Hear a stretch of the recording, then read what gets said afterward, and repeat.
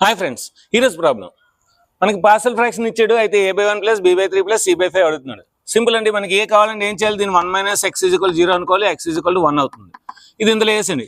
ఇందులో తప్పించి మిగతా దాంట్లో వేసండి. అప్పుడు మనకి a = ఏమవుతుంది? 1/1 - 0 అంటే 1 - 1 అంటే -1, 1 - 3 అంటే -2, -1 - 2 అంటే 2 అండి. సో a వాల్యూ 1/2 వచ్చింది. నెక్స్ట్ b వాల్యూ వేసండి. b వాల్యూ అంటే ఏంటి? x = 1/2 అవుతుంది. సో అంటే ఇందులో తప్పించి మిగతా దాంట్లో వేసేయండి. 1/1 - ½ అంటే హాఫ్ అండి.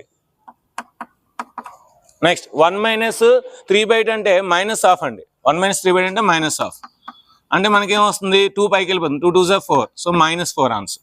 నెక్స్ట్ c ఏమవుద్ది? మనకి x = 1/3 వేసింది. 1/3 ఇందులో వేస్తే సో ఇందులో వేయకూడదు. 1 - 1/3 అంటే 1 - 1/3 అంటే 3లో 1 తీస్తే 2, 2/3.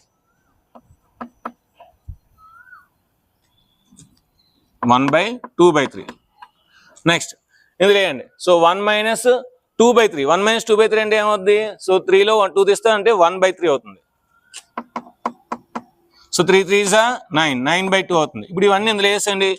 ఏ అంటే ఎంత? మనకి 1/2 ప్లస్ బి వాల్యూ ఎంత?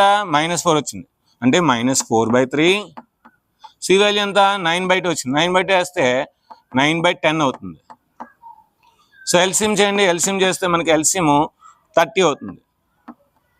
2 15s minus 3 10s, 10 4s 40, 10 3s 3 9s 27. 27 + 15 42. 42లో 40 తీస్తే 2, సో 2/30. 2 1s 2 15s, so 1/15. 1/15 ఎక్కడ ఉంది? First option. సో ఇలాంటి లాజిక్ షార్ట్ కట్స్ కోసం మన ఛానల్ సబ్స్క్రైబ్ చేయండి, లైక్ చేయండి, షేర్ చేయండి. Thank you.